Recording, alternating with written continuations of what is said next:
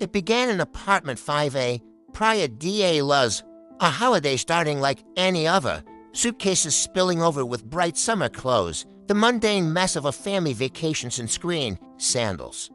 And the quiet excitement of a week in the Portuguese sun. In the center of it all was Madeleine. Concentration etched on her face as she sat at a small wooden table. She was 3 years old, her blonde hair catching the light.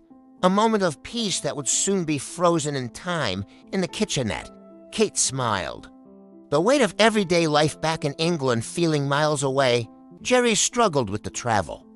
Caught the typical frustrations of a young father on a trip. But the peace was a thin veil. By nightfall, the air in apartment 5A turned cold with panic. Chaos erupted. The apartment was suddenly crowded with local police and frantic resort staff. Boots scuffing the tiles. The discovery had been made. The bed was empty. The window was open, too. The night air. Kate sat numb on the sofa, the world moving in a blur around her. She clutched a pink cuddle cat toy.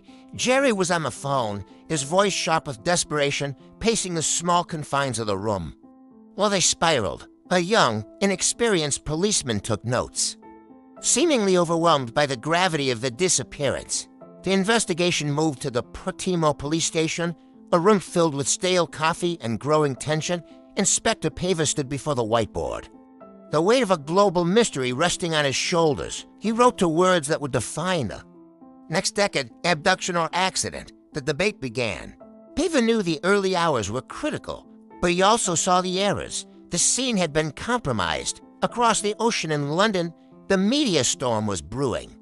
Newsrooms buzzed with the latest updates and growing theories. The narrative began to shift. Sympathy was slowly replaced by a harsher, more judgmental lens. Local suspicion fell on Robert Murat. He sat in a cafe, the weight of the town's gaze heavy on his back. Neighbors walked past, their whispers trailing behind them in a small town. Suspicion travels faster than the truth. Kate and Jerry moved to a temporary apartment. It was a fortress of legal papers and digital timelines. They were no longer just grieving parents. They were arguidos, formal suspects in their own daughter's disappearance. Kate held a worn photo of her daughter. It was her only anchor in a world that had turned against her, leaving the police station at dawn. They were met by a wall of flashbulbs. The pressure was unbearable. Inside the safety of a car, the mask slipped. Rage and grief fought for space in the silence. Years passed. The trail went cold until a new file was opened in Germany. A name emerged, Christian Bruckner. He sat across from prosecutors. A smirk barely visible in the shadows, a man with a dark history in the Algarve.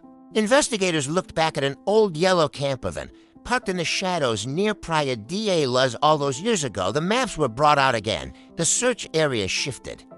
But the central question remained unanswered, back in England. Life had to continue. The Micken home is filled with the presence of those who stayed. But Madeleine's shelf remains, a shrine to a 3-year-old girl who never came home. In Portugal, the sun still sets over the same beach.